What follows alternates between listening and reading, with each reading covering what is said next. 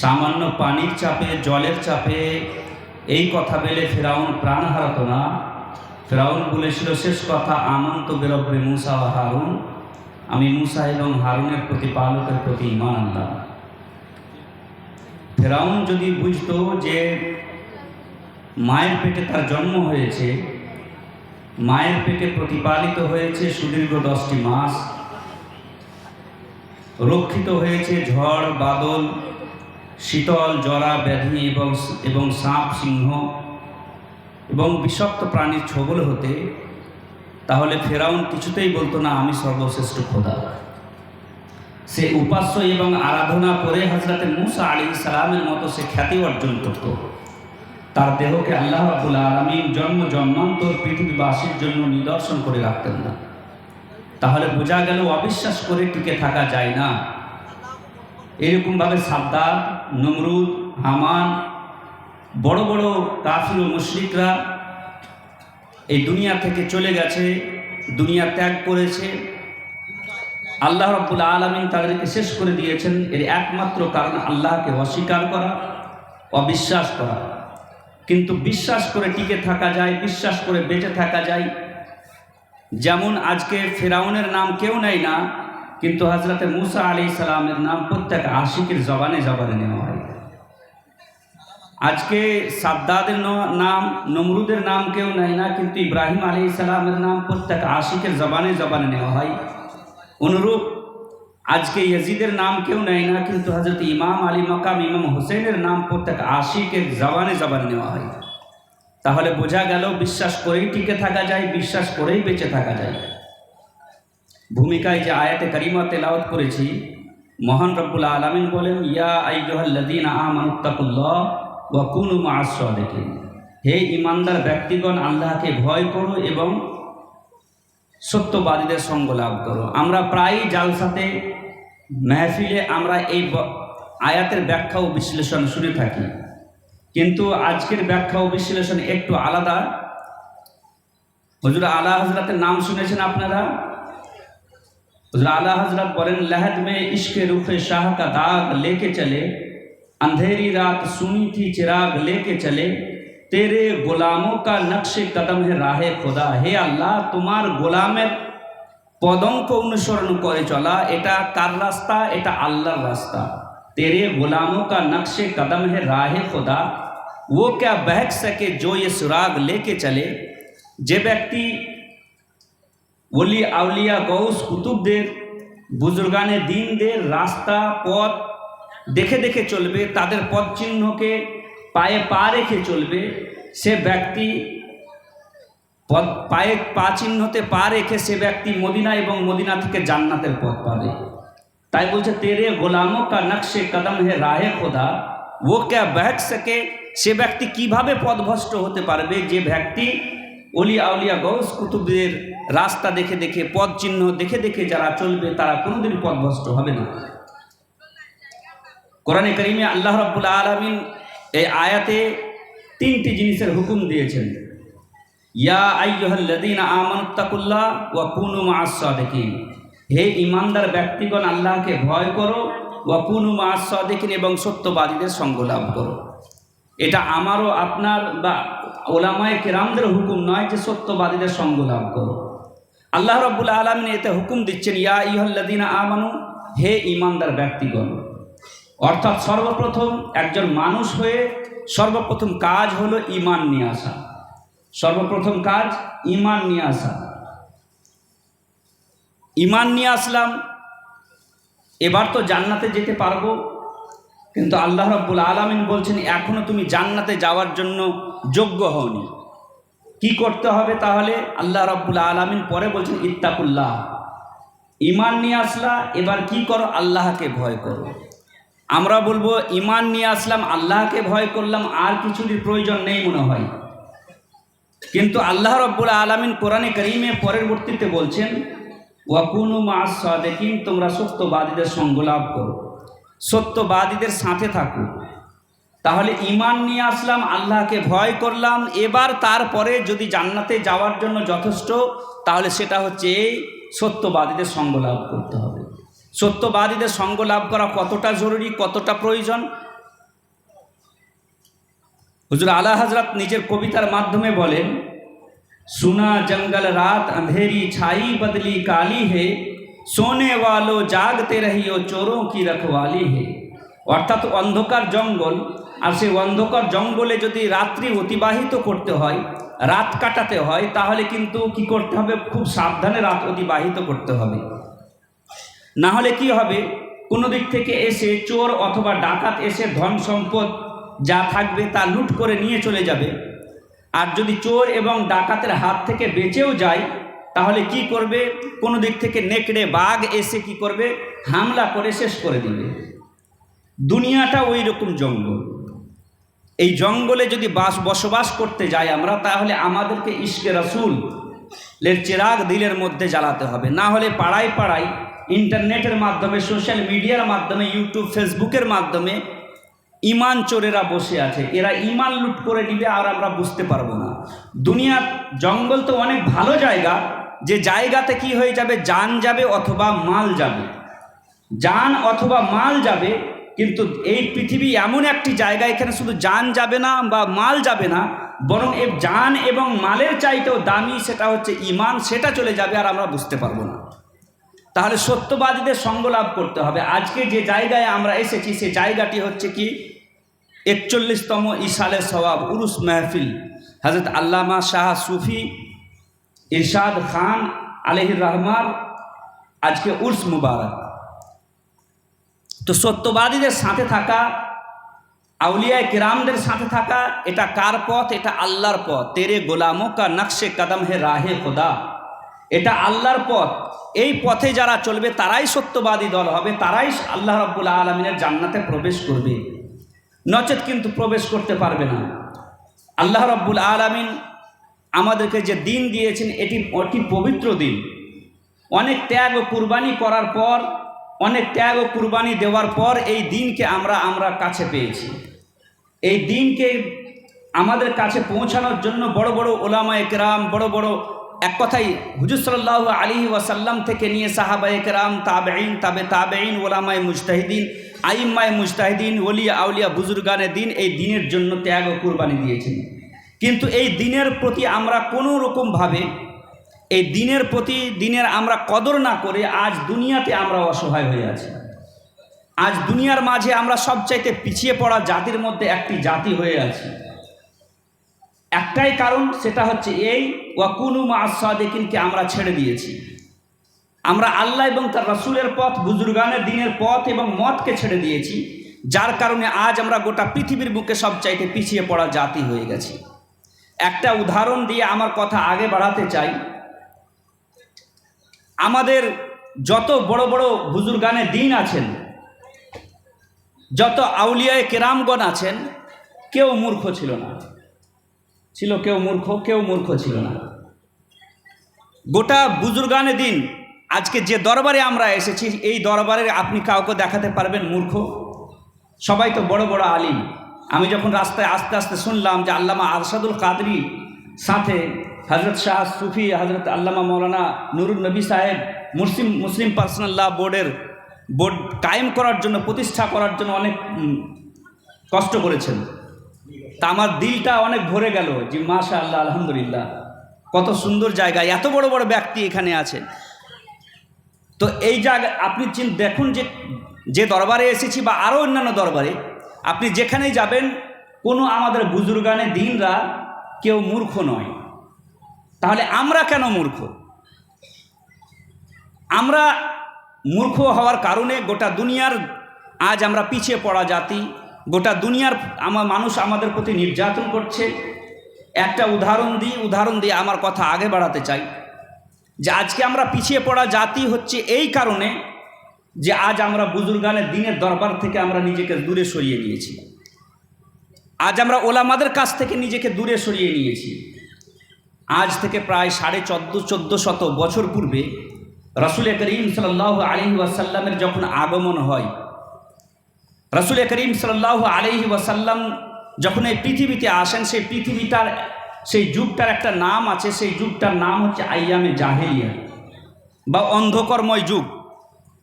সেই যুগটাকে আইয়ামে জাহেলিয়াত বা অন্ধকর্ময় যুগ কেন বলা হয়? এই জন্য বলা হয় সেই যুগের মানুষ ছিল না, বরং পশু ছিল, জানোয়ার ছিল। সে যুগের মানুষের সম্মান করতো না, চুরি ডাকাতি তাদের পেশা ছিল, নারী শিশুকে জীবন্ত কবর দেওয়া তাদের পেশা ছিল, মদ পান করা, শরাব পান করা, ব্যভিচারে লিপ্ত থাকা, এটাই তাদের পেশা ছিল। ওই সময় রাসূল করিম সাল্লাল্লাহু আলাইহি ওয়াসাল্লাম আসলেন। আসার পরে ওই অসভ্য বর্বর নোংরা জাতিকে আল্লাহ রাসূল সাল্লাল্লাহু আলাইহি ওয়াসাল্লাম সভ্য ও সুন্দর জাতিতে পরিণত করলেন। একবার চিন্তা করুন, কোন এমন জিনিস, কোন এমন অস্ত্র দিয়ে রাসূল করিম সাল্লাল্লাহু আলাইহি ওয়াসাল্লাম সেই অসভ্য জাতিকে সভ্য জাতিতে পরিণত করলেন। আজকের এই দরবার থেকে আমার এই মেসেজটা আপনাদের সম্মুখে থাকবে যে রাসূল করিম সাল্লাল্লাহু আলাইহি ওয়াসাল্লাম সেই অসভ্য জাতিকে সভ্য জাতিতে পরিণত করলেন কোন এমন জিনিস দ্বারা, কোন এমন অস্ত্র দ্বারা। আল্লাহ রাসূল সাল্লাল্লাহু আলাইহি ওয়াসাল্লাম আলাদা আলাদাভাবে আলাদা আলাদা বিভাগে রাসূল করিম সাল্লাল্লাহু আলাইহি ওয়াসাল্লাম গিয়ে তবলিগ করেননি যে হে শরাব পান করি, তোমরা শরাব পান করা ছেড়ে দাও, মদ পান করা ছেড়ে দাও, হে জেনাকারী তোমরা জেনা করা ছেড়ে দাও, হে ডাকাতিকারী তোমরা ডাকাতি করা ছেড়ে দাও।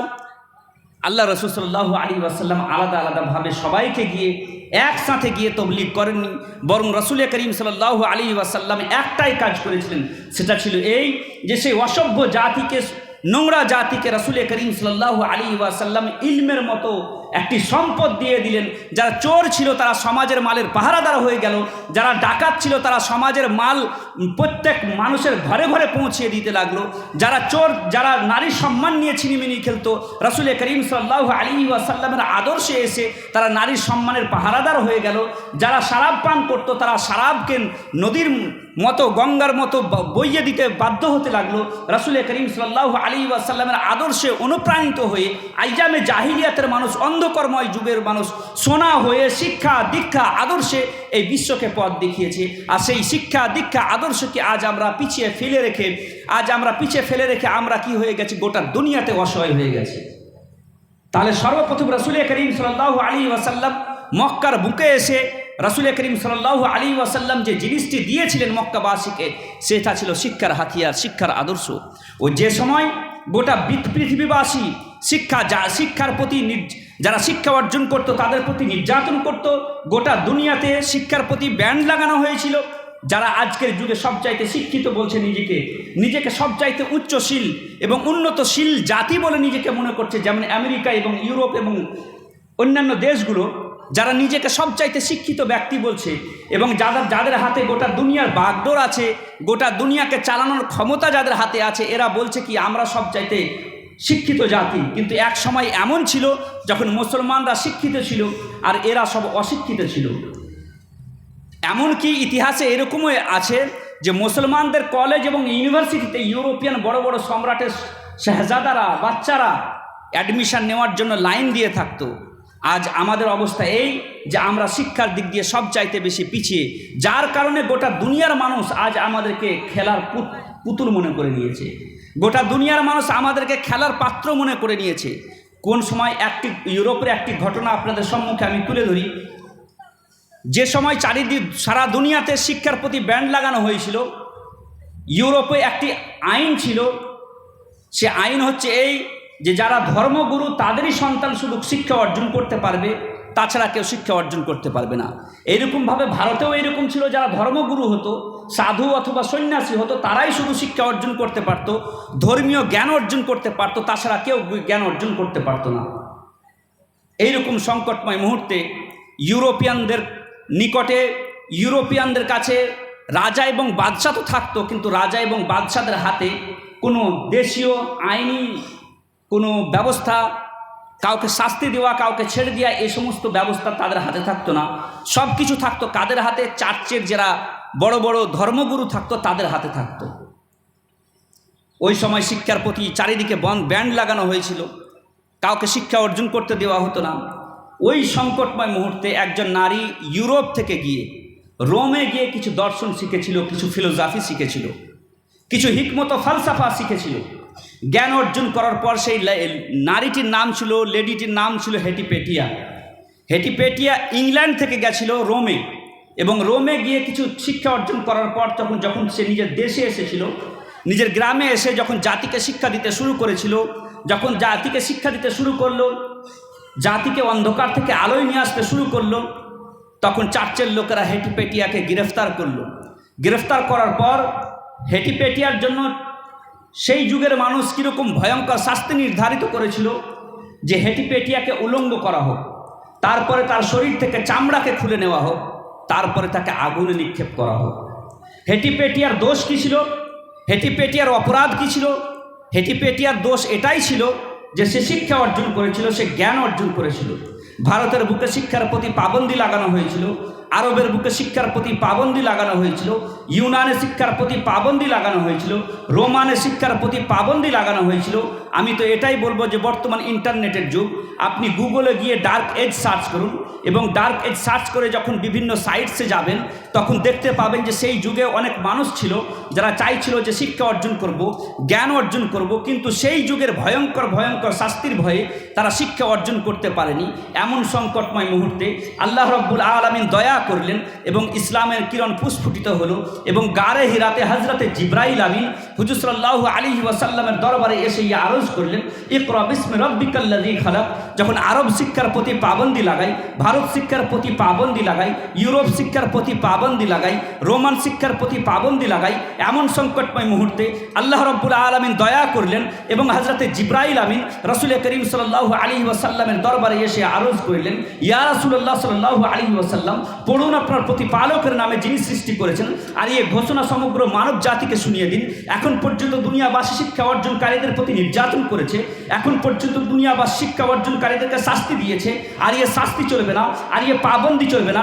এখন ইসলামের আগমন ঘটেছে, এখন ইসলাম দুনিয়াবাসীকে শিক্ষাও দিবে, গবেষণা করার জন্য এ সূচনাও দিবে, রিসার্চ করার জন্য এ বুদ্ধিও দিবে যে হে মানব জাতি, তুমি যদি শিক্ষা অর্জন করতে চাও, হে মানব জাতি তুমি যদি জ্ঞান অর্জন করতে চাও, হে মানব জাতি তুমি যদি রিসার্চ করতে চাও, তাহলে তোমরা সর্বপ্রথম আসমানের উচ্চতার প্রতি গবেষণা করো, জমিনের নিচে স্তরের প্রতি গবেষণা করো, চন্দ্র সূর্যের উদয় অস্তের প্রতি গবেষণা করো, দিন রাত্রির উদয় অস্তের প্রতি গবেষণা করো, গ্রহের চক্রকারে পরিবর্তনের প্রতি রিসার্চ করো, সমুদ্রের অতল গহরের প্রতি রিসার্চ করো, কখনো চাঁদের দিকে তাকিয়ে রিসার্চ করো, কখনো পাহাড়ের দিকে তাকিয়ে রিসার্চ করো, কখনো উটের দিকে তাকিয়ে রিসার্চ করো, কখনো জমিনে চলাফেরা করে রিসার্চ করো। যখন তোমরা এই সমস্ত জিনিসের প্রতি চিন্তা করবে, যখন তোমরা এই সমস্ত জিনিসের প্রতি ভাবনা করবে, তখন তোমরা তোমার সৃষ্টিকর্তার সন্ধান পাবে, তখন তোমরা তোমার প্রতিপালকের সন্ধান পাবে, তখন তোমরা তোমাদের এক খোদাকে তোমরা চিনতে পারবে। আরববাসীরা রাসূল করিম সাল্লাল্লাহু আলাইহি ওয়াসাল্লামের কথা শুনে যখন রাসূলের কথার প্রতি ঈমান এনেছিল, তখন দেখা গেছিল সেই অসভ্য জাতি, বড় বড় জাতি সারা দুনিয়াতে কি করেছিল, গোটা অর্ধ পৃথিবীতে সোনার রাজ কায়েম করেছিল। আজ সে শিক্ষাকে পিছিয়ে ফেলে রেখে এই স্বাধীনতার পর থেকে নিয়ে বা স্বাধীনতার পূর্বে ব্রিটিশ পিরিয়ডে যখন চারিদিকে গোটা ভারতে যখন ইসলামিক শিক্ষার প্রতি ব্যান্ড লাগানো হয়েছিল, তখন এইরকম বড় বড় বুজুর্গানে দিনে এইরকম খানকার বড় বড় পীর সাহেবরা, আলিম ওলামারা, ইনারা বড় ত্যাগ ও কুরবানি করে আমাদের মতো মুসলমান জাতির বাড়িতে বাড়িতে গিয়ে কি করেছিলেন, দিনের দাওয়াতকে পৌঁছে দিয়েছিলেন, দিনের শিক্ষাকে পৌঁছে দিয়েছিলেন। আপনি পুরো আরব ইতিহাস যদি নিয়ে আসুন, ইতিহাস যদি তুলে ধরেন, ব্রিটিশ পিরিয়ডের যখন ওলামায়ে কেরামদের মাদ্রাসা শিক্ষাকে ব্যান্ড করে দেওয়া হয়েছিল, তখন কি করেছিল এই বড় বড় ওলামায়ে কেরামগণ গ্রামে গ্রামে গিয়ে, পাড়ায় পাড়ায় গিয়ে মক্তব কায়েম করে উম্মতে মুসলিমাকে কি করেছিলেন, দিনের শিক্ষা দান করেছিলেন, দিনের শিক্ষা দিয়েছিলেন। ইনাদের যে পরিশ্রম আছে এই দিনের জন্য, ওই জন্য আল্লাহ রাব্বুল আলামিন বলছেন ওয়াকুনু মাআস সাদিকিন, তোমরা সত্যবাদীদের সঙ্গ লাভ করো। গোটা আমাদের বুজুর্গানের দিন কেউ মূর্খ ছিল না, কিন্তু আমরা হচ্ছি মূর্খ। আমরা কি করেছি, রাসূল করিম সাল্লাল্লাহু আলাইহি ওয়াসাল্লাম দিনকে আমরা খুব সস্তা ভেবে নিয়েছি। আমরা মনে করেছি যে খুব সস্তা এই দিন, এই দিনের প্রতি যে এত কুরবানি আছে, এই দিন পাওয়ারতে যে আমাদের বুজুর্গানে দিনেদের এত কুরবানি ও ত্যাগ আছে, সে ত্যাগ ও কুরবানিকে আমরা ভুলে গেছি। রাসূল করিম সাল্লাল্লাহু আলাইহি ওয়াসাল্লামের এই দিনকে পরিচালনা করার জন্য আল্লাহ রাব্বুল আলামিন বললেন, ইন্নামা ইয়াখশাল্লাহা মিন ইবাদিহিল উলামা, নিশ্চয় আল্লাহ রাব্বুল আলামিনকে ভয় ওলামারাই করেন।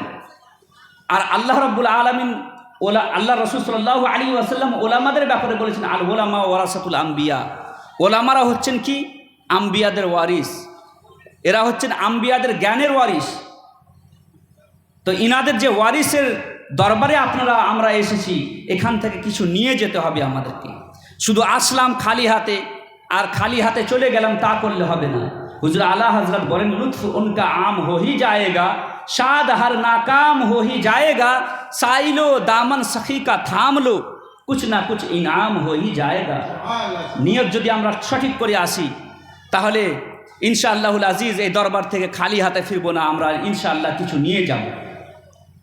রাসূল করিম সাল্লাল্লাহু আলাইহি ওয়াসাল্লাম মেরে এই দিন যে আমরা পেয়েছি অতি কষ্টে আমাদের কাছে এসেছে। রাসূল করিম সাল্লাল্লাহু আলাইহি ওয়াসাল্লামের এই ওলামায়ে কেরামগণ অনেক ত্যাগ ও কুরবানি করে পাড়ায় পাড়ায় গিয়ে গ্রামে গ্রামে গিয়ে এই দিনকে আমাদের কাছে পৌঁছিয়েছেন। তিনাদের মেহনতকে আমরা হঠাৎ করে এমনিভাবে ছেড়ে দিব না। তিনাদের মেহনত যে এই দিনের প্রতি আছে সেটাকে আমরা কায়েম ও দায়েম রাখবো এবং নিজের ছেলে মেয়েদেরকে শিক্ষা অর্জন করাবো, দিনের শিক্ষা অর্জন করাবো, সাথে দুনিয়ারও শিক্ষা অর্জন করাবো। তবে আমাদের দিন ও দুনিয়া দুটোই যাবে। তবে বর্তমান সিচুয়েশন এমন, বর্তমান আমাদের অবস্থা এমন ভারতের যে আমাদের কাছে না দিন আছে না দুনিয়া আছে। डॉक्टर इकबाल बोलें, एक हंगामाए महशर हो तो उसको भूलूं, सैकड़ों बातों का रह रह के ख्याल आता है। যদি মুসলমান জাতির একটি সমস্যা হয় তো সে সমস্যার সমাধান করা যায়। এখানে তো হাজারো হাজারো সমস্যা। আমাদের কাছে না দিন আছে না দুনিয়া আছে, না আমরা সঠিকভাবে আল্লাহ রসুলের দিনের প্রতি আমল করতে পারছি, না সঠিকভাবে আমরা দুনিয়া কামাতে পারছি। কিছুই হচ্ছে না। महब तस्बी तो सब है मगर इदराक कहाँ, जिंदगी खुद ही इबादत है मगर होश कहाँ।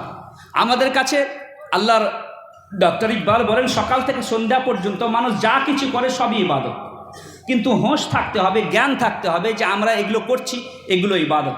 রাসূল করিম সাল্লাল্লাহু আলাইহি ওয়াসাল্লাম বলেছেন, এমন কি ওই খাবার যেটা তুমি তোমার স্ত্রীর মুখে তুলে দাও সেটাও সাদকা, সেটার মধ্যেও নেকি আছে। তাহলে আমাদের দিনটা পুরোটাই কি ইবাদত, পুরোটাই নেকি। রাস্তায় চলে যাচ্ছি আমরা, রাস্তায় একটি ঢেলা পড়ে আছে, ঢেলাটাকে সরিয়ে দিলাম, এটাতেও সাদকা, এটাতেও নেকি। কিন্তু হোশ থাকতে হবে, জ্ঞান থাকতে হবে যে আমাদের এতে কি আছে, এতে নেকি আছে। রাসূল করিম সাল্লাল্লাহু আলাইহি ওয়াসাল্লাম, হুজুর সাল্লাল্লাহু আলাইহি ওয়াসাল্লাম শুধু এই দিনকে জিন্দা করার জন্য শুধু ত্যাগ ও কুরবানি দেননি, সাহাবায়ে কেরাম, তাবেঈন, তাবেঈন মার খেয়েছেন এই দিনকে জিন্দা করার জন্য। এই দিনকে জিন্দা করার জন্য বুজুর্গানে দিনরা মার খেয়েছেন, কতই না জেল খেটেছেন, কত জনকে কতল করে দেওয়া হয়েছে। ইংরেজরা কত ওলামাদেরকে কতল করে দিয়েছে। রাসূল করিম সাল্লাল্লাহু আলাইহি ওয়াসাল্লাম যখন কাবার চত্বরে ইবাদতে রত থাকতেন, মক্কার কাফির ও মুশরিকরা রাসূল করিম সাল্লাল্লাহু আলাইহি ওয়াসাল্লামের গলার মধ্যে গামছা লাগিয়ে হুজুর সাল্লাল্লাহু আলাইহি ওয়াসাল্লামকে হত্যা করার পরিকল্পনা চালাতো। রাসূল করিম সাল্লাল্লাহু আলাইহি ওয়াসাল্লাম কাবা চত্বরে যখন সিজদায় রত থাকতেন, উটের ভুঁড়ি নিয়ে এসে রাসূল করিম সাল্লাল্লাহু আলাইহি ওয়াসাল্লামের মাথায় রেখে দেওয়া হতো। হুজুর সাল্লাল্লাহু আলাইহি ওয়াসাল্লামই শুধুই নয়, একবার নয়, দুইবার নয়, তায়েফে 2 থেকে 3 বার রাসূল করিম সাল্লাল্লাহু আলাইহি ওয়াসাল্লাম গিয়ে সেখানকার পাগল ছেলেদের হাতে রাসূল করিম সাল্লাল্লাহু আলাইহি ওয়াসাল্লাম মার খেয়ে রক্তাক্ত হয়ে গেছেন। রাসূল করিম সাল্লাল্লাহু আলাইহি ওয়াসাল্লাম শুধু নয়, সাহাবায়ে কেরামরা, তাবেঈনরা, সাহাবায়ে কেরাম, তার ছোট ছোট সন্তানরা এই দিনকে জিন্দা করার জন্য কতই না মার ও ত্যাগ ও কুরবানি দিয়েছেন। এত সব মার ও ত্যাগ ও কুরবানি দেওয়ার পর আমরা এই দিনকে কাছে পেয়েছি। এই দিনকে পাওয়ার পর যদি আমরা কদর না করি তাহলে পৃথিবীর কোনো মানুষ আমাদের কদর করবে না। রাসূল করিম সাল্লাল্লাহু আলাইহি ওয়াসাল্লামের এই ওলামারা অনেক ত্যাগ ও কুরবানি করে, না খেয়ে না দিয়ে, কেউ সামারকান্দ থেকে এসে, কেউ বুখারা থেকে, কেউ বগদাদ থেকে এসে এই হিন্দুস্তানে কি করেছেন, দিনের তাবলীগের প্রচার ও প্রসার করেছেন। নিজের সংসারকে ছেড়ে দিয়ে এসে, নিজের বাড়ি পরিবার পরিজনকে ছেড়ে দিয়ে এই ভারতে এসে কি করেছেন, দিনের খিদমত করেছেন। তাদের দিনের খিদমতকে আমরা যদি ত্যাগ করে দিই, ছেড়ে দিই, তাহলে কিন্তু দুনিয়ার কেউ আমাদেরকে মনে রাখবে না। রাসূল করিম সাল্লাল্লাহু আলাইহি ওয়াসাল্লামের এই ওলামাদের কদর করতে হবে। আজ যে বুজুর্গের দরবারে আমরা এসেছি, সে বুজুর্গ মূর্খ ছিলেন না, তিনি একজন বিশাল বড় একজন আল্লাহর ওলি। তার সাথে সাথে ওয়াহাবিজমকে দূর করার জন্য কতই না মুনাজরা করেছেন, আমি শুনলাম। এত বড় বুজুর্গানে দিন, এত বড় বুজুর্গের দরবারে এসেছি আমরা। डॉक्टर इकबाल बोलें, निगाहे वली में वो तासीर देखी, बदलती हजारों की तकदीर देखी। আল্লাহর ওলিদের শুভ দৃষ্টিতে এমন হয় যে ভাগ্য পরিবর্তন হয়ে যায়। মুজাদ্দিদ ইমামে রব্বানি মুজাদ্দিদ আলফে সানি রাদিয়াল্লাহু তাআলা আনহুর দরবারে তিনার সন্তানের একজন শিক্ষককে নিয়ে আসা হয়েছে। মুজাদ্দিদ আলফে সানি সেই নিজের সন্তানের শিক্ষককে দেখার পরে কোনো সম্মান করলেন না, ইজ্জত করলেন না। তো তিনার সন্তান বললেন যে এটা আমার শিক্ষক, আর আপনি ইনার কেউ যদি বাড়িতে আসে মেহমানের তো কোনোরকমভাবে একটু সম্মান করা যায়, কিন্তু মুজাদ্দিদ আলফে সানি কিছুই বললেন না। তিনার সন্তান বললেন যে আব্বা কিছুই বললেন না। তো মুজাদ্দিদ আলফে সানি ইমামে রব্বানি বললেন যে এই ব্যক্তিটা হচ্ছে কি আমি দেখতে পাচ্ছি যে এই ব্যক্তিটা কাফির, মানে দেখতে মুসলমানের মতো কিন্তু এ কাফির। একজন বুজুর্গের, একজন আল্লাহর ওলির এবং একজন মুজাদ্দিদের কারামাত দেখুন যে একজন ব্যক্তি তার সামনে আসছে তো তিনার ভাগ্য পর্যন্ত পড়ে নিচ্ছে। এটা হচ্ছে ওলির মাকাম ও মর্যাদা, যে তিনার মানুষের ভাগ্য পর্যন্ত পড়ে নাই এবং সে ভাগ্যকে পরিবর্তন করারও শক্তি রাখেন বুজুর্গানে দিনরা, ওলিয়া উলিয়ারা, গৌস কুতুবরা। তেরে গোলামু কা নকশে কদম হে রাহে খোদা। আল্লাহর ওলিদের রাস্তাই হচ্ছে কি আল্লাহর রাস্তা। কিন্তু বর্তমান সিচুয়েশন এমনই যে আমাদের কাছে দিনও নাই দুনিয়াও নাই, কিন্তু তার সাথে সাথে সবচাইতে মারাত্মক জিনিস সেটা হচ্ছে কি বর্তমান অবস্থায়, বর্তমান যুগে বুজুর্গানের দিন থেকে আমাদেরকে সরিয়ে দেওয়ার পরিকল্পনা চলছে। আমাদের যুবক 18 থেকে 40 বছর বয়সের যুবকদেরকে কি করছে, দরবার থেকে ওলি আউলিয়ার দরবার থেকে, রাসূলের দরবার থেকে দূরে সরিয়ে দেওয়া চলছে। এরকম ষড়যন্ত্র চলছে যে বুজুর্গানের এই শিরক আর বেদাতের ফতোয়া লাগানো হচ্ছে। আপনাদের দিকে আসে না? নাই আসে না?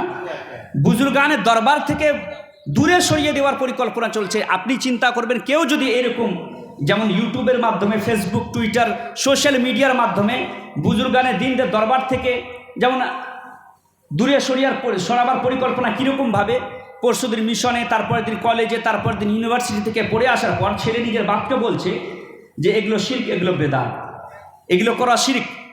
কোনো মাজারে গিয়ে জিয়ারত করা এগুলো বেদাত, এগুলো শিরক। কোনো মাজারে গিয়ে ফাতিহা পড়া এগুলো বেদাত, এগুলো শিরক। এই যে শিক্ষা তাদেরকে দেওয়া হচ্ছে, এই শিক্ষা তারা পাচ্ছে কোথা থেকে? কলেজের নামে, ইউনিভার্সিটির নামে তাদেরকে এই সমস্ত জিনিসের শিক্ষা দেওয়া হচ্ছে। শিরক, কুফর ও বিদাতের ফতোয়া দেওয়া হচ্ছে। কালকে যে ছেলে কিছুই জানতো না, পরশুদিন কলেজ থেকে এসে নিজের পিতাকে বলছে এগুলো বেদাত, এগুলো শিরক, তোমরা মুশরিক।